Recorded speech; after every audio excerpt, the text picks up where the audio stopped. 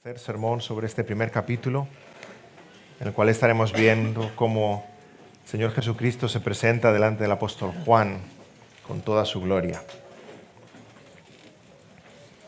Vamos a tener una palabra de oración al Señor. Señor, gracias porque queremos exaltar el nombre del Señor Jesucristo. Es nuestro lema, es nuestra oración, es nuestro cántico. Señor, que tu nombre muy precioso sea exaltado en nuestros corazones, en nuestras vidas y en esta tu iglesia. No tenemos mayor anhelo ni mayor deseo que este, Señor, y que este culto sea una ofrenda de olor grato delante de ti. Tú, porque tú eres nuestro Dios, Señor y Salvador. En nombre de Cristo Jesús. Amén. En 1817, un autor francés que tal vez conozcáis, llamado Stendhal, viajó a Florencia, escribió sus crónicas en un libro, y visitando la Basílica de la Santa Cruz, la Santa Croce, ante tanta acumulación de belleza, sintió que desfallecía y que tenía taquicardia por ver algo tan hermoso, y escribió lo siguiente en sus crónicas: había llegado a ese punto de emoción en el que se encuentran las sensaciones celestes dadas por las bellas artes y los sentimientos apasionados. Saliendo de Santa Croce me latía el corazón, la vida estaba agotada en mí, andaba con miedo a caerme. Aquello se ha dado en llamar a lo largo de la historia el síndrome de Stendhal, que uno siente cuando tiene esa sensación de ver algo tan sublime, tan hermoso, y normalmente cuando ve muchas piezas artísticas una detrás de la otra, que siente como que desfallece. Hemos tenido tal vez esa sensación o parecida cuando hemos visto algo muy hermoso, ¿verdad? Una puesta de sol, un paisaje que decimos, me quedo sin palabras, me quedo sin aliento. Cuando vemos un cielo estrellado, una puesta de sol, tu novia vestida de blanco entrando en la iglesia. Todos hemos visto algo hermoso que te da esa sensación de decir, como dice aquí Stendhal, me falta el aliento y siento que me voy a caer al suelo. Vamos a ver en Apocalipsis 1 como el apóstol Juan tiene esa sensación elevada a la enésima potencia. El síndrome de Stendhal deberían cambiarle el nombre y ponerle el síndrome de Juan. Porque Juan va a ver lo más hermoso y sublime que tú y yo podamos alcanzar a ver en toda nuestra existencia. Ve la gloria del Señor Jesucristo. Y dice que cae al suelo como muerto. De tan hermoso como es, tanta majestad, tanta gloria, tanta belleza. Y el Señor Jesucristo delante del apóstol Juan hace ese despliegue de gloria y de poder y de majestad y de belleza con un propósito. Recordemos el propósito de Apocalipsis: alentar. Alentar a Juan, que está preso, alentar a las 7 iglesias, alentarnos a nosotros. Ese Jesús que ve Juan y que vamos a describir ahora es nuestro Señor Jesucristo, Rey, victorioso, por encima de toda adversidad, de todo dolor, de toda dificultad en el camino de la vida cristiana. Después de un largo prólogo en el que hemos meditado ya en estos sermones anteriores, en el que Juan presenta quién es el autor, es ese Dios trino, el autor de este libro, y también nos presenta quién es el receptor, a quién van dirigido, a las 7 iglesias. Ahora Juan se identifica con nosotros. Se identifica con nosotros en ese primer versículo, que parece como si el libro de Apocalipsis empezara aquí, ¿verdad? Yo, Juan, vuestro hermano y copartícipe vuestro en la tribulación, en el reino y en la paciencia de Jesucristo. Estaba en la isla llamada Patmos por causa de la palabra de Dios y el testimonio de Jesucristo. Y Juan no se presenta a sí mismo como apóstol, que podría haberlo hecho, como evangelista, como profeta. Juan se presenta aquí en esta carta a ti y a mí como vuestro hermano, copartícipe con vosotros. Estamos en el mismo camino, estamos viviendo la misma experiencia cristiana. La experiencia de Juan es la nuestra y la describe con estos 3 términos. En la tribulación. Tenía que poner el primero, ¿verdad?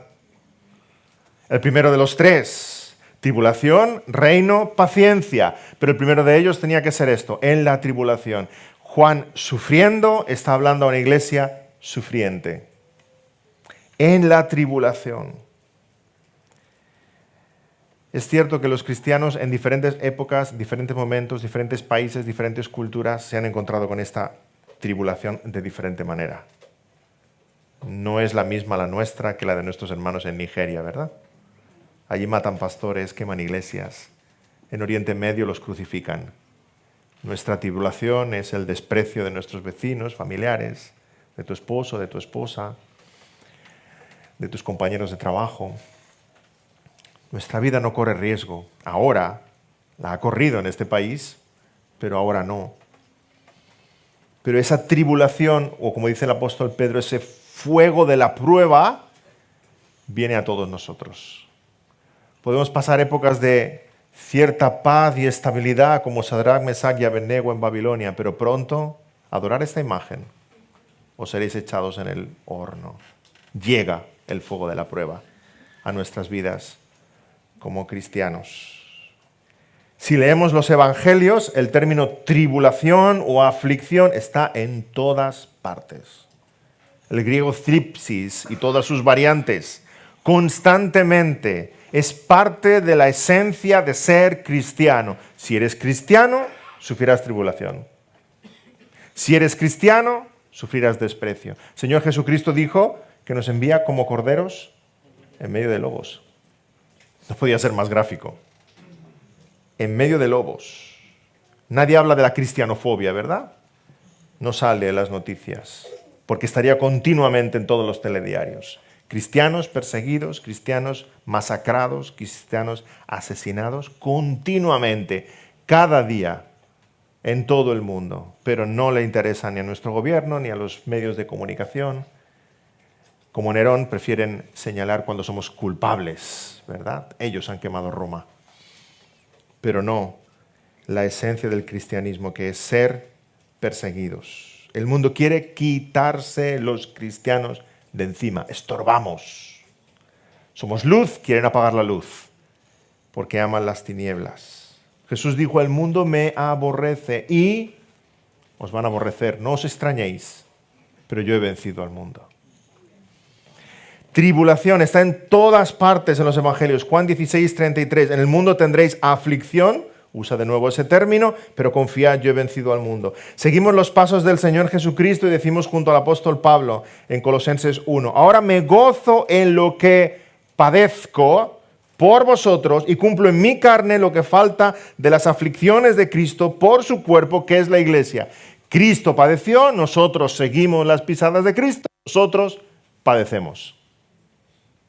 Exactamente igual. Por tanto, dice la palabra también en Romanos 5, nos gloriamos en las tribulaciones sabiendo que la tribulación produce paciencia. 2 Corintios 1, Dios de toda consolación, el cual nos consuela en todas nuestras tribulaciones. 1 Tesalonicenses 3:3, dice, así que hermanos, que nadie se inquiete por estas tribulaciones, porque vosotros mismos sabéis que para esto hemos sido puestos, para ser atribulados. Hechos 14:22. Y es necesario que a través de muchas tribulaciones entremos en el reino de Dios. 2 Timoteo 2:12. Si sufrimos, también reinaremos con Él. Seguimos a Cristo en su sufrimiento y en su gloria. No nos hemos de extrañar cuando venga la prueba a nuestra vida. Estamos en esta tierra para ser atribulados y seguir las pisadas del Señor Jesucristo. Y atravesando la aflicción de la vida cristiana, llegar a la gloria. Querido hermano, si no tienes aflicción, una de dos. O no eres un auténtico cristiano, o estás haciendo como Jonás y te escondes en la bodega del barco para que no me encuentren, para que no me pregunten, para que no me vean. Pero aún así Jonás no pudo esconderse, ¿verdad? Bajaron a la bodega y le preguntaron, ¿tú no eres hebreo? Apocalipsis 2:10 nos recuerda, sé fiel hasta la muerte y yo te daré la corona de la vida. Por eso leemos en Apocalipsis 7:14 que esa gran multitud ante el trono del Señor, dice, son los que han salido de la gran tribulación y han lavado sus ropas y la han emblanquecido en la sangre del Cordero. Sí, hermanos, tribulación es parte de nuestra vida como cristianos. Persecución, aflicción. Y puede resultar tentador pensar en tribulación como algo que ha de venir en el futuro. Pregúntale a tus hermanos en el norte de Corea si están pasando tribulación cuando son torturados por la causa de Cristo. Pregúntale a tus hermanos que en países musulmanes están siendo crucificados. Sí, eso no es del siglo I, lo están haciendo hoy, si están siendo atribulados.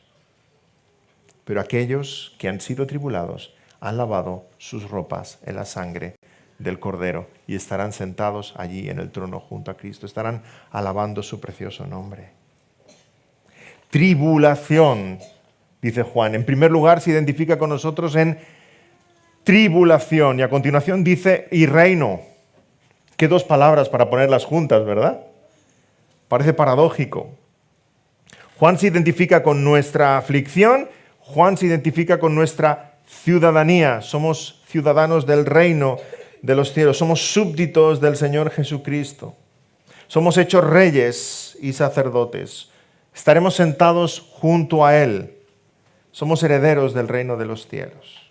Y es cierto que el reino tiene una dimensión presente y una futura, ¿verdad? Porque vivimos ya la realidad del reino. La iglesia es una expresión de ese reino del Señor. El Señor Jesucristo dijo que el reino de los cielos se ha acercado. El Señor Jesús dijo, mi reino no es de este mundo. Seguimos al Rey, pero a la vez oramos, venga tu reino.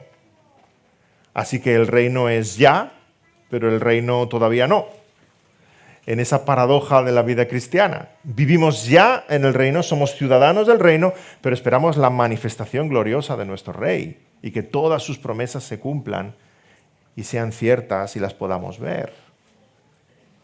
Así que estamos viviendo en esta tierra como corderos en medio de lobos, estamos viviendo aflicción, pero esperamos el reino glorioso del Señor Jesucristo.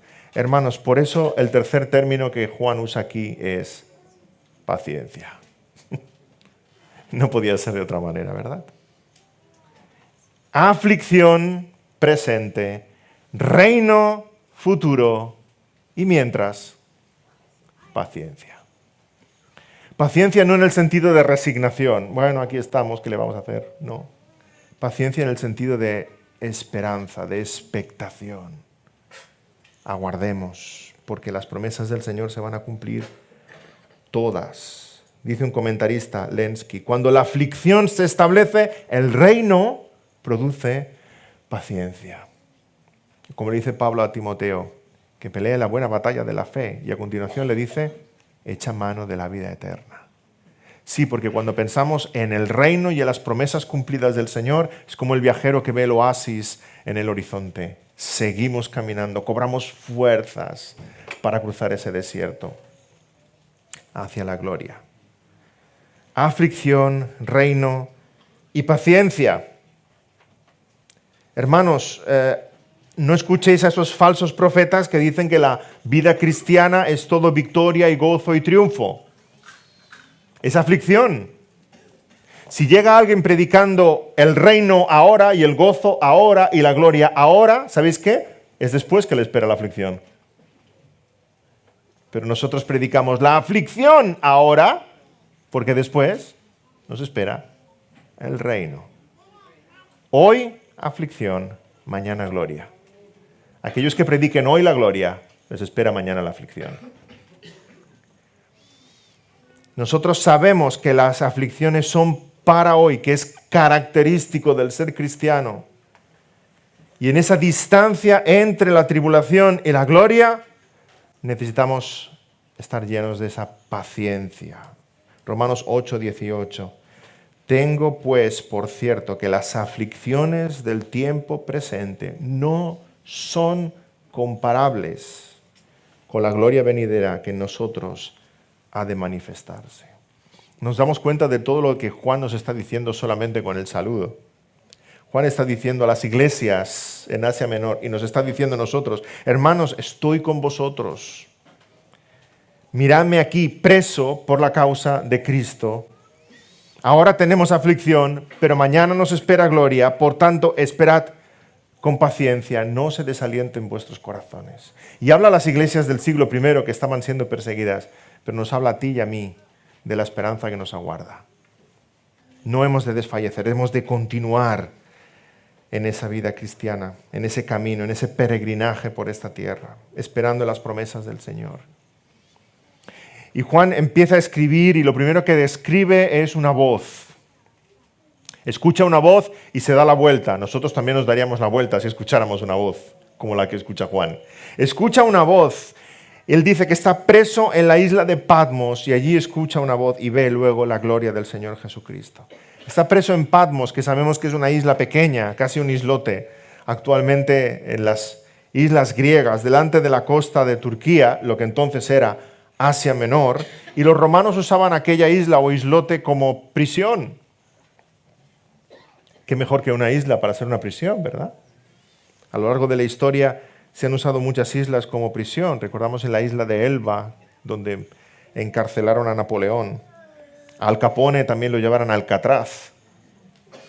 Si conocéis la novela del Conde de Montecristo, tenéis a Edmond Dantès en la isla de If, frente a las costas de Marsella. Y ahora tenemos al apóstol Pablo preso en la isla de Patmos. He dicho Pablo, perdón, Juan. Juan preso en la isla de Patmos. Y Juan es un anciano. Juan debe tener 90 y tantos años en ese momento. Anciano y preso en esa rocosa isla del Mediterráneo. Pero nos dice Juan que estaba en Patmos y nos dice también que estaba en el Espíritu. ¿Lo veis en vuestro pasaje? Está en Patmos y está en el Espíritu. A ver, Juan, ¿en qué quedamos? ¿Estás en Patmos o estás en el Espíritu? Ambas cosas, ¿verdad? Está en Patmos y está en el Espíritu porque, hermanos, se puede estar preso y gozoso en el Señor. Se puede estar pasando dificultad y guiado por el Señor. Se puede estar en tribulación y esperando en las promesas del Señor. Juan se describe a sí mismo como preso, estoy en Patmos, pero a la vez dice en el Espíritu, gozando de la presencia del Señor. Saboreando la gloria. Hermanos, pero si Esteban estaba siendo apedreado, y nos dice el pasaje en Hechos de los Apóstoles, que veía el cielo abierto. Sí, se puede estar, puedes, querido hermano, estar en enfermedad, en dificultad, en tribulación, en dolor, y aún así estar saboreando el cielo, porque tienes la compañía preciosa de nuestro Señor Jesucristo. Está en el Espíritu y dice que es el día del Señor, el domingo. Es la primera vez que se cita de esta manera el domingo, el día del Señor. Juan está separado de sus hermanos, pero está teniendo su culto. Está en comunión con el Señor. Desde el inicio los cristianos se han reunido en domingo. El domingo es nuestro sábado. El culto pasa del sábado al domingo. ¿Por qué? Señor Jesucristo resucita en domingo. El Espíritu Santo desciende en domingo. El Señor se manifiesta a Juan el apóstol en domingo. Y no lo digo es cátedra, lo digo un poco como una corazonada. El Señor vendrá en domingo. Ya tenemos dos pistas, la del domingo pasado y este. Habrá nubes y será domingo. Ya los domingos cuando vengáis a la iglesia, si además hay nubes, dirás, ¡ay! ¿Qué viene hoy? Evidentemente es una corazonada, no está escrito. No está escrito ahí, pero creo que el Señor vendrá el domingo. En el día del Señor. En el día del Señor. Y Juan se gira. ¿Por qué se gira? ¡Wow! Oye una voz como de trompeta. Fijémonos que cada vez que se describe la voz de Dios es indescriptible. No escucha una trompeta, es como de trompeta. Y más adelante dice, como de muchas aguas. Los profetas también escuchan la voz de Dios y dicen, como una muchedumbre. Es imposible describir esa voz. Solo intentan compararlo con algo. Como de trompeta, detrás de él, fuerte, abrumadora. En el versículo 15, más adelante, usa el lenguaje del profeta Ezequiel. Dice, como estruendo de muchas aguas. Ezequiel lo describe así. Es la voz del Todopoderoso. Si escucháramos esa voz, tú y yo también nos giraríamos de inmediato. Como voz de trompeta. Sí, la trompeta significa muchas cosas, evidentemente. Es un canto de júbilo, es de victoria. La trompeta anuncia la victoria de un ejército. También se convocaba al pueblo a adorar al Señor en muchos salmos. Se le convocaba con el sonido de trompeta. Pero encontramos otro sonido precioso en el libro de Levítico. En la sabiduría del Señor, en las leyes del Levítico, el Señor puso una ley que se llamaba la ley del jubileo. Esta ley permitía que la gente se enriqueciera por su trabajo, pero no a expensas de la miseria de otros, y también evitaba que la pobreza pasara de generación en generación, de manera que cada 50 años, cuando llegaba el año del jubileo, todas las posesiones volvían a su propietario originario. Si yo no había tenido más remedio que vender mi tierra o mi casa porque yo estaba en pobreza, cuando llegaba el año de jubileo, aquella tierra volvía a mí. De manera que el precio de las cosas siempre estaba determinado por cuántos años faltaba para el año de jubileo. Si yo vendía mi tierra y faltaban 30 años para el año de jubileo, esa tierra valía mucho. Si yo vendía mi tierra pero faltaba un año solamente para el año de jubileo, la podía vender por muy poco. ¿Por qué? Porque cuando llegara el año de jubileo, esa tierra volvía a mí. Y así explica Levítico 25:9, cuando llegaba la fecha del jubileo. Levítico 25:9. Entonces harás tocar fuertemente la trompeta. En el mes séptimo, a los 10 días del mes, el día de la expiación, haréis tocar la trompeta por toda vuestra tierra. Y santificaréis el año 50 y pregonaréis libertad en la tierra a todos sus moradores. Ese año os será de jubileo y volveréis cada uno a vuestra posesión y cada cual volverá a su familia. Porque, hermanos, había gente en situación de miseria que no solo había vendido su tierra o su casa, se habían vendido a ellos mismos como siervos. Y cuando llegaba el año de jubileo y sonaba la trompeta, volvían a su hogar. Y ahora llega aquí el Señor Jesucristo con voz de trompeta. Qué hermoso, ¿verdad? Y nosotros escuchamos esa voz de trompeta que está anunciando que somos libres. Que el que nos posee no es nuestro amo, que nuestro amo verdadero es Cristo Jesús. Y suena la voz de trompeta, esa voz de trompeta que escucha Juan el apóstol, y nosotros entendemos eso como un mensaje de libertad. Somos liberados, Cristo es nuestro jubileo. Volvemos a Dios, nuestro dueño, nuestro amo, nuestro creador, nuestro protector. El que dice: yo soy el alfa y la omega, el principio y el último. Escribe en un libro lo que ves y envíalo a las 7 iglesias que están en Asia: Éfeso, Esmirna, Pérgamo, Tiatira, Sardis, Filadelfia y Laodicea. Juan escucha esa voz como de trompeta y se gira para ver. Ahora sí ve. Todo Apocalipsis Juan está viendo. Y lo que Juan ve, lo escribe. Se gira para ver y contempla con sus ojos la gloria del Señor Jesucristo. Queda abrumado. Lo primero que ve son 7 candeleros de oro. Y en medio de los candeleros, uno semejante al Hijo del Hombre. Hace un par de domingos explicaba que es difícil entender Apocalipsis, entre otras cosas, porque es el último capítulo. Si nos hemos perdido alguno de la serie, no entendemos qué es lo que está pasando. Y Apocalipsis está continuamente usando el lenguaje de todos los demás libros de la Biblia. Y aquí está citando claramente al profeta Daniel. Esa expresión Hijo del Hombre es lenguaje del profeta Daniel. En Daniel 7 encontramos ese sueño que tiene Daniel, en el cual ve 4 bestias que representan los 4 grandes reinos de esta tierra: Babilonia, Persia, Grecia, Roma. Esas bestias perecen y el reino que es eterno y que permanece para siempre es entregado al Hijo del Hombre, nuestro Señor Jesús. Daniel 7:13 dice: miraba yo en la visión de noche y he aquí que con las nubes del cielo venía uno como hijo de hombre, que vino hasta el anciano de días. Y le hicieron acercarse delante de él, y le fue dado dominio, gloria y reino, para que todos los pueblos, naciones y lenguas le sirvieran. Su dominio es dominio eterno, que nunca pasará, y su reino uno que no será destruido. Ese es el reino de Cristo que permanece para siempre. En el libro de Daniel le es dado al Hijo del Hombre ese dominio que es para siempre. Y en el libro de Apocalipsis regresa el Hijo del Hombre a ejercer ese dominio que es para siempre. Y ese que tiene todo el poder es el que se pasea en medio de sus iglesias, en medio de esos 7 candeleros. Y Juan describe el aspecto del Hijo del Hombre. Va vestido con una vestidura que le llega hasta los pies. Sabemos que esto es digno de los sacerdotes, de los príncipes, de los reyes. De hecho, el Señor Jesucristo es nuestro Rey, nuestro profeta, nuestro sacerdote. Rey de una nación santa. Lleva una vestidura hasta los pies. El aspecto del Hijo del Hombre es un aspecto glorioso, luminoso. Todo lo que se nos describe aquí irradia luz.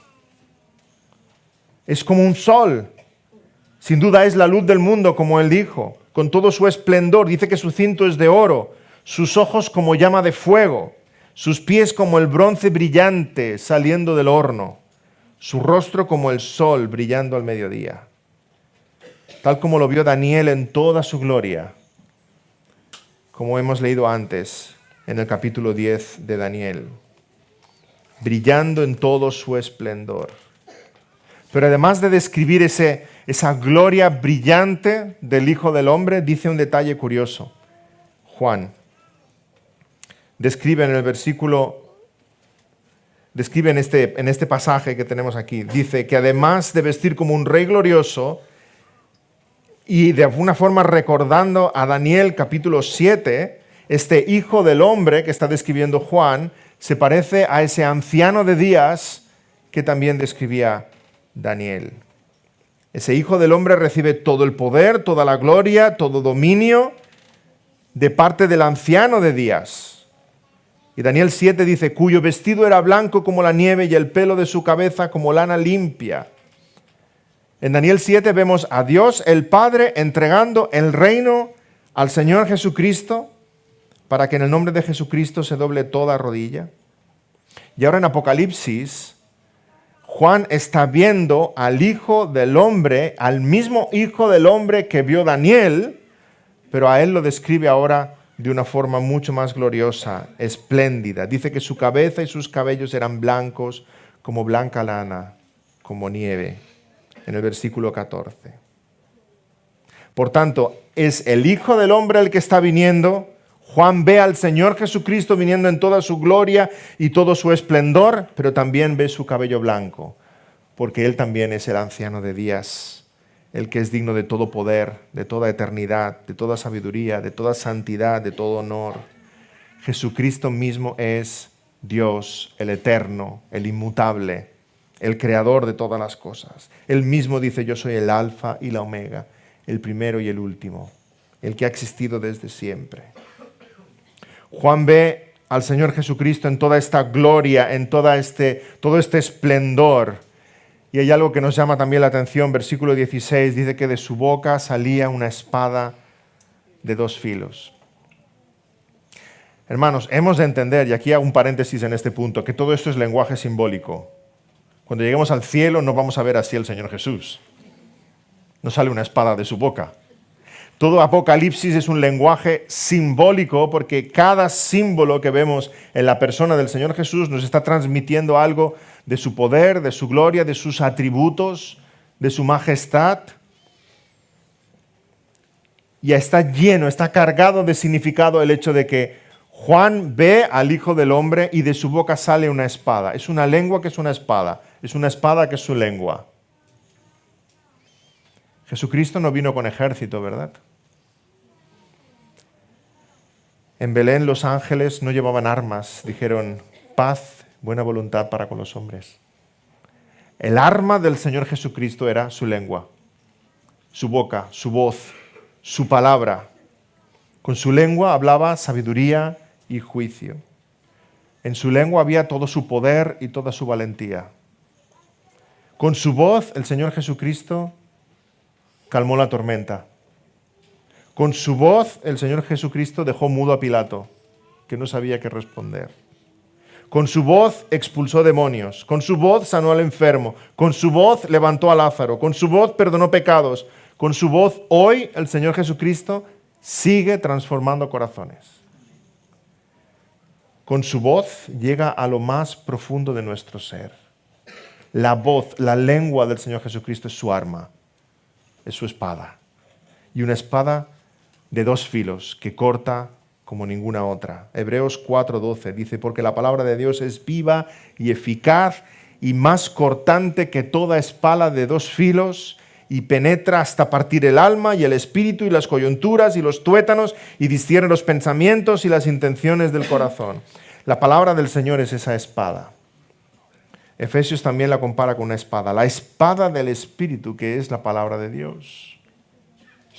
Esta es nuestra espada, porque es su voz, poderosa. Una espada de dos filos. De dos filos quiere decir que corta por los dos lados. Y Apocalipsis está lleno de este lenguaje simbólico, y esta espada de dos filos expresa de una forma gráfica lo muy poderosa que es la palabra de Dios. Con ella creó todas las cosas y con ella destruirá a todos sus enemigos. Con su voz Dios creó en el principio todas las cosas, con su voz Dios al final destruirá a todos sus enemigos. Es una espada de dos filos, corta por los dos lados, corta para bendecir y corta para destruir. La palabra de Dios trae bendiciones para el que se humilla delante de Él. Como el bisturí de un cirujano, la palabra de Dios penetra en tu corazón y corta lo que Dios quiere extirpar de tu vida. Pero la misma palabra de Dios trae maldiciones para el que continúa impenitente. Y el día final Dios destruirá a sus enemigos con el espíritu de su boca. Delante de tanta gloria, Juan cae al suelo. Juan había visto algo de esa gloria, ¿recordáis? Como 60 años atrás, en la transfiguración. Había visto algo de esa gloria y queda maravillado. Pero ahora está viendo mucho más del Cristo resucitado y glorificado.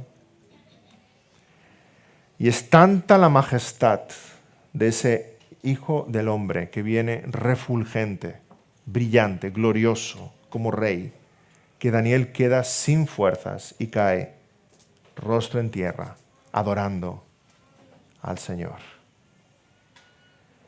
Cae como muerto a sus pies.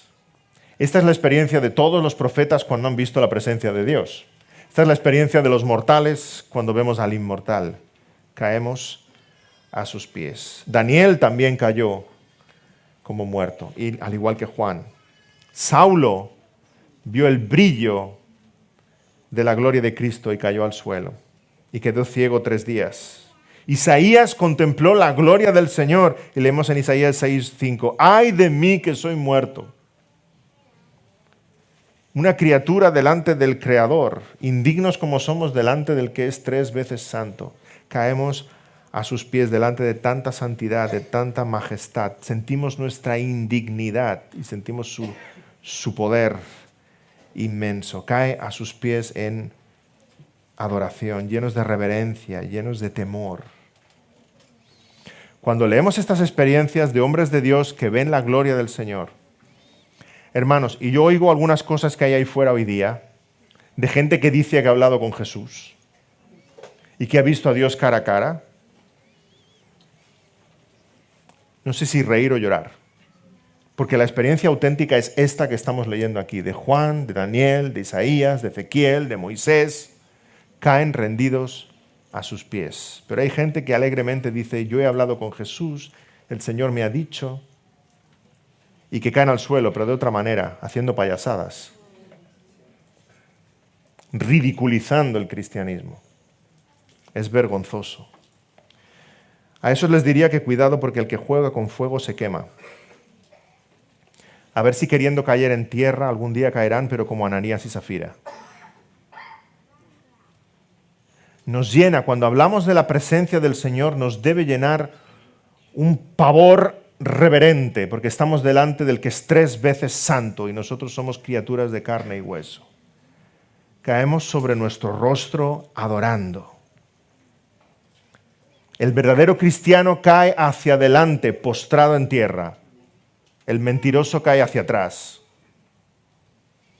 Cuando querían prender a Jesús en el huerto de Getsemaní y le preguntan, que buscan a Jesús Nazareno, y Jesús dice, yo soy, caen atrás, caen de espaldas.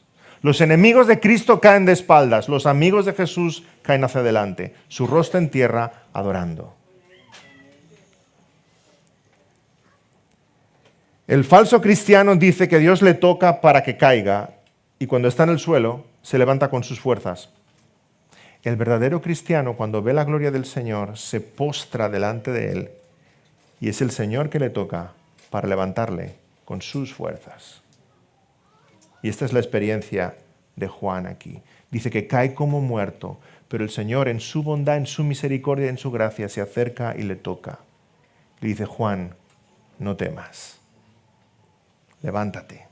Es la experiencia de Daniel, que también cae como muerto, y se acerca el Hijo del Hombre y le toca, le dice, levántate, Daniel, muy amado. Apocalipsis 1:17, cuando le vi caí como muerto a sus pies y él puso su diestra sobre mí, diciéndome, no temas, yo soy el primero y el último.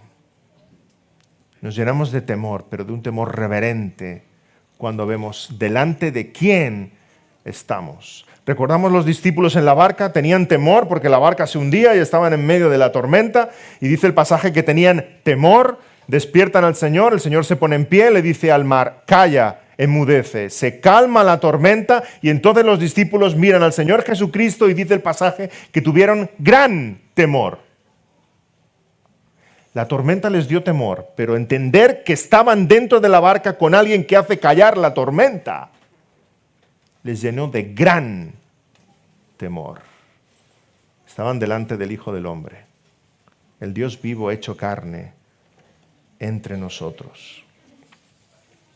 Juan cayó como muerto, pero aquel que sí estuvo muerto le levantó. Y dice que es el que vive y estuvo muerto y ahora vive por los siglos de los siglos y tiene las llaves de la muerte y del Hades. Cristo Jesús ha vencido a la muerte y tiene en sus manos las llaves de la muerte. Pero no para abrir y cerrar la puerta, porque Él la ha abierto para nosotros, para que podamos salir. La muerte se ha quedado desarmada y avergonzada. Cristo abrió la puerta. Leo esta expresión y no puedo dejar de acordarme de Sansón. Sansón baja a Gaza, territorio enemigo, entra en la ciudad y cuando se enteran los filisteos, ¿qué hacen? Cierran la puerta de la ciudad y dicen, ahora está Sansón dentro, ahora es nuestro. Por la mañana lo matamos cuando quiera salir. ¿Y qué hace Sansón? Se despierta a medianoche cuando nadie lo espera y ni corto ni perezoso, Sansón no necesita llaves, ¿verdad? Agarra la puerta de Gaza, dice, la puerta con sus columnas, agarra la puerta y se la lleva. Y la deja arriba en un alto monte. Y cuando se despiertan los filisteos por la mañana, qué vergüenza, su ciudad fortificada, sin puerta, para que pueda entrar y salir todo el mundo. Eso es lo que hizo Cristo Jesús. Bajó hasta el mismísimo vientre de la muerte, como Jonás en el vientre del pez, pero la muerte no lo pudo retener. Arrancó las puertas de la muerte. Y ahora nosotros podemos salir. La muerte ha quedado desprotegida y avergonzada. Y podemos decir junto al apóstol, ¿dónde está, oh muerte, tu aguijón? ¿Dónde, oh sepulcro, tu victoria?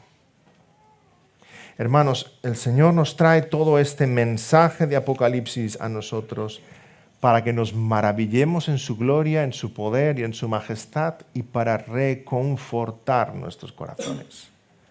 Para que en medio de la aflicción y de las dificultades de la vida cristiana tengamos paz, serenidad, paciencia y certeza de que Él ha vencido y nosotros con Él vencemos. Apocalipsis está lleno de símbolos, lleno de misterios.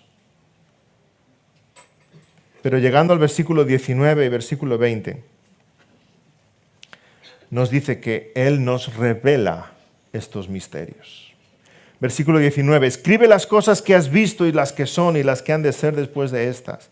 El misterio de las 7 estrellas que has visto en mi diestra Y de los 7 candeleros de oro, las 7 estrellas son los ángeles de las 7 iglesias, y los 7 candeleros que has visto son las 7 iglesias. Normalmente cuando pensamos en misterio, pensamos en algo que es oculto, algo que no podemos desvelar, no podemos entender. Esto es un misterio. Esa es la forma en que usamos la palabra normalmente en castellano, ¿verdad? En el griego, mysterion quiere decir otra cosa. Un misterio es algo que nos era oculto, pero nos ha sido entregado, nos ha sido revelado. Por eso aquí el versículo 19 y 20 dice que el misterio, escríbelo Juan, estoy explicando cuál es este misterio, es para nuestro bien, para nuestro aliento. Y el misterio es el significado de las 7 lámparas y de las 7 estrellas.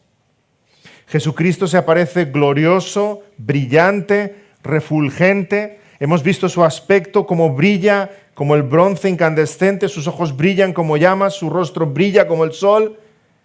Y la expresión de lo que Jesucristo es, también somos nosotros. Él dijo, yo soy la luz del mundo, y luego nos dijo, vosotros sois la luz del mundo. Hemos de reflejar esa misma luz.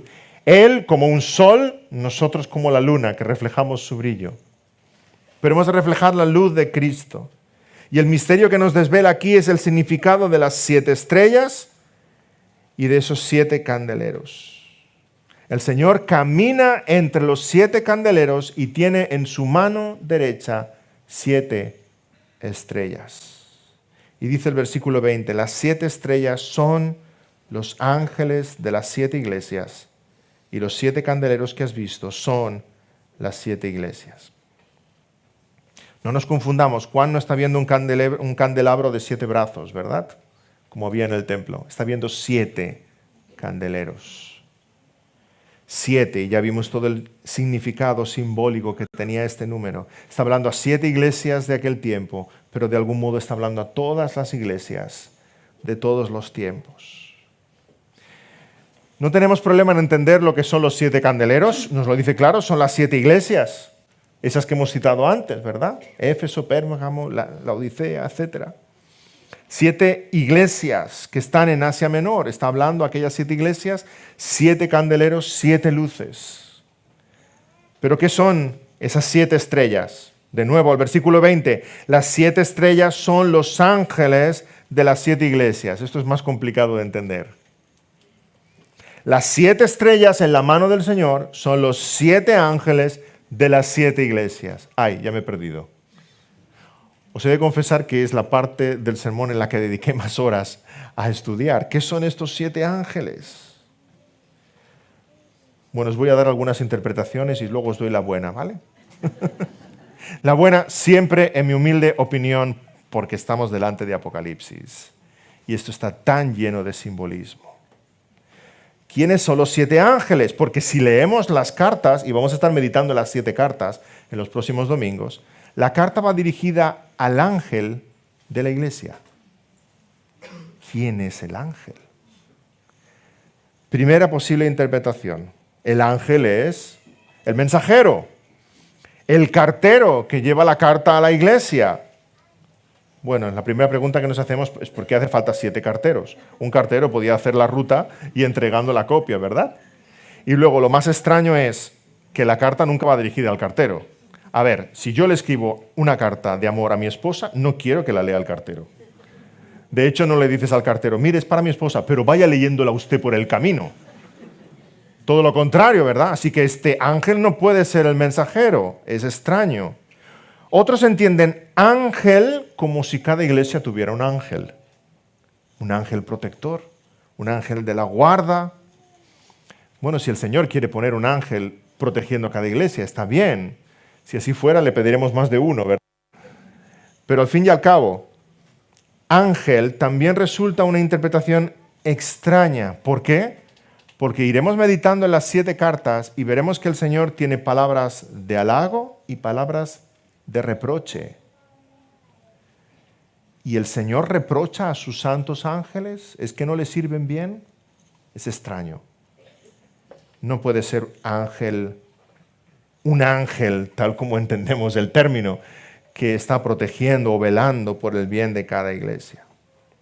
La tercera postura es la más común, la más extendida, la encontraréis en muchos lugares y muchos autores y muchos comentaristas que apreciamos mucho. Y es entender que el ángel de cada iglesia se refiere al pastor de cada iglesia. Bueno, lo primero que hemos de decir es que es verdad que algunos pastores parecemos ángeles. Pero tampoco es esa interpretación. Lo siento. Esa también es una lectura un poco extraña. ¿Por qué? Primero, porque el Nuevo Testamento nunca habla de pastor en singular. Nunca. Siempre habla de los pastores, los ancianos en una congregación, en una iglesia. Y ahora que Apocalipsis diga ángel refiriéndose a un pastor de una iglesia, no coincide. Y en segundo lugar, porque en ningún otro lugar de la Biblia se refiere a los pastores como ángel. Siempre leemos ángel para hablar de ángel. O sea, un enviado celestial, no alguien de carne y hueso como nosotros. Entonces, ¿quiénes son los 7 ángeles de las 7 iglesias? Bueno, ¿qué os parece si dejamos el sermón aquí? Continuamos el domingo. Al leer las cartas empezamos a ver un poco algo. Leemos las cartas y vemos lo siguiente. Las cartas van dirigidas al ángel de las 7 iglesias, pero las cartas van dirigidas a las iglesias. Cada carta empieza al ángel de la iglesia que está en, pero la carta siempre acaba hablando de los creyentes en la iglesia. Más aún, las cartas a veces combinan entre el singular y el plural.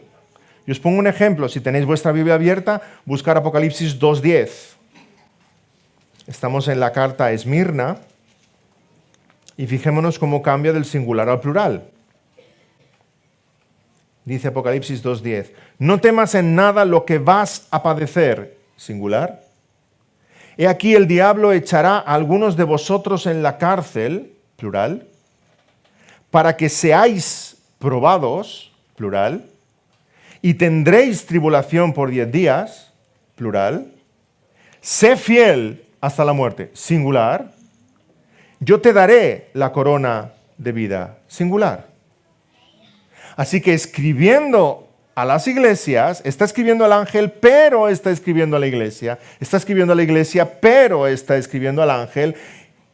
Y tenemos que llegar necesariamente a esta conclusión, hermanos, esta identificación plena. El ángel es la iglesia es el ángel. Ambas cosas.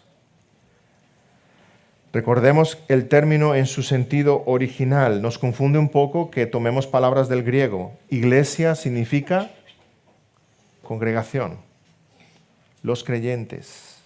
Por tanto, allí donde hay una congregación, allí donde hay un grupo de creyentes que se reúnen, forman eclesia, iglesia. Somos una luz en un candelero puesta en alto, para que el mundo vea en medio de la oscuridad en que está la luz del Señor Jesucristo. Y cada congregación debe velar por esa luz. Hemos de procurar que esa luz esté en alto, hemos de cuidarla, hemos de vigilar nuestra santidad, nuestro testimonio, nuestra doctrina, nuestro amor, porque una luz es algo frágil. Una luz se puede apagar. Una luz es algo delicado. Hemos de tener en alta estima esa luz, esa llama del Evangelio, y cada iglesia y nosotros como iglesia somos esa lámpara puesta en alto. No tenemos luz propia, Dios la ha encendido. Una lámpara es encendida, no se enciende sola. Dios la ha encendido, pero una vez encendida hemos de velar para que el mundo vea la luz de Cristo. Hemos de proteger esa luz, hemos de hacer crecer esa llama, sabiendo, repito, que una llama es frágil. Y ahí estamos nosotros, como Iglesia Evangélica de la Gracia. Hagamos brillar la luz de Cristo en lo alto de un pedestal para que el mundo pueda ver que Él es la luz del mundo. Seamos luz para que el mundo vea que Él es la luz del mundo en medio de las tinieblas. Pero por otro lado tenemos el griego ángel, ángelos, que significa enviado. Sí, somos enviados. Somos ángeles, porque el Señor nos envió. Cristo dijo, toda autoridad me es dada en los cielos y en la tierra, por tanto, id. Id por todo el mundo y predicad el Evangelio a toda criatura. Cada iglesia es un ángel, porque ha sido enviada por Dios, pero enviada con su poder, porque Él tiene toda potestad, Él es triunfador, Él es victorioso. Así que por un lado somos enviados por aquel que es poderoso, victorioso, y nos envía una misión la cual vamos a cumplir gracias a su fuerza y a su poder, pero por otro lado somos congregaciones que hemos de velar por esa llama frágil, delicada, y hemos de ser testimonio. Por un lado somos luces puestas en un pedestal, por otro lado somos estrellas en su mano derecha. Somos enviados con poder. Y aquí vemos esas dos realidades de la iglesia local, hermanos. En esos dos términos, el ángel y la iglesia, la llama y las estrellas, dos realidades para cada uno de nosotros que se entremezclan. Nosotros como iglesia estamos aquí también expresados, reflejados en esas cartas a las 7 iglesias. Cuando veamos cada una de las palabras del Señor a cada una de estas 7 iglesias y nos identifiquemos con ellas, vamos a ver cómo nos está hablando a nosotros, el ángel y la iglesia, el enviado y la congregación, dos aspectos de una misma realidad. Nosotros debemos velar por nuestra vida como iglesia, debemos velar por el amor, debemos velar por la doctrina, debemos velar por la santidad, tenemos que esforzarnos en la vida cristiana. Somos como esa luz frágil que queremos que no se apague y que siga brillando, pero a la vez no está en nuestras manos. El poder viene de Dios, que tiene esas 7 estrellas en su mano derecha que brillan como soles que nunca se apagan. Hemos de velar, pero confiamos en su poder. Si seguimos brillando, es porque Él nos tiene en su mano poderosa. Y esas estrellas nunca se apagan. Cristo es el que nos hace brillar, porque en su mano tiene todo el poder. Y mientras Jesucristo se mueve entre los candeleros que alumbran con una llama frágil, y a veces nos sentimos tan frágiles como un pábilo que humea, y oramos, Señor, no apagues esa llama entre nosotros. Queremos que la luz de Cristo siga brillando entre nosotros. Por otro lado, en su diestra somos soles encendidos que no se van a apagar nunca. Brillamos con el poder del Señor Jesucristo. Brillemos y sigamos brillando, hermanos. Brillemos no solo porque Jesús está entre nosotros, ya ha prometido estar entre nosotros. Brillemos porque sabemos que nosotros estamos en la palma de su mano y Él nos sostiene con su poder. Amén, oremos. Señor, que estas palabras en Apocalipsis sean de ánimo, de aliento, de estímulo para cada uno de nosotros. Que este glorioso Jesús que vio Juan lo tengamos muy presente en nuestros corazones. Señor, tú eres rey, tú eres profeta, tú eres sacerdote, tú eres victorioso sobre todos tus enemigos. Incluso la muerte, Señor, sucumbió a tus pies. Tú has vencido a la muerte y tienes las llaves del Hades en tus manos. Y ese Jesús inmensamente victorioso es el que está entre nosotros. Señor, haz brillar esa llama del testimonio en tu iglesia, en esta iglesia. Que no se apague nunca, Señor, que la pongamos bien en alto. Pero a la vez, Señor, en medio de las aflicciones, en medio de los enemigos, en medio de las presiones, en medio de la persecución y la aflicción, Señor, haznos confiar en que ese Jesús glorioso tiene esas 7 estrellas en su mano. 7 estrellas que nunca se apagan. Porque hemos sido enviados por ti, Señor. Hemos sido enviados con tu poder, con tu majestad. Y nuestra misión se va a cumplir porque en ti tenemos puesta toda nuestra confianza. Ayúdanos en la vida cristiana, Señor, a esforzarnos, pero a la vez ayúdanos en la vida cristiana a mirarte a ti, porque tú eres el Todopoderoso. Ayúdanos, Señor, a brillar, pero a la vez, Señor, ayúdanos a confiar en ti, porque tú eres el que nos hace brillar. Señor, ayúdanos a buscar la santidad, pero a la vez ayúdanos a confiar en ti, porque tú nos haces santos. Señor, que nuestros corazones descansen en medio de la aflicción, descansen en el Todopoderoso, en ese Jesús glorioso que tú nos presentas aquí. Y que un día, como Juan, podamos ver tu rostro. En el nombre del Señor Jesús te lo pedimos. Amén.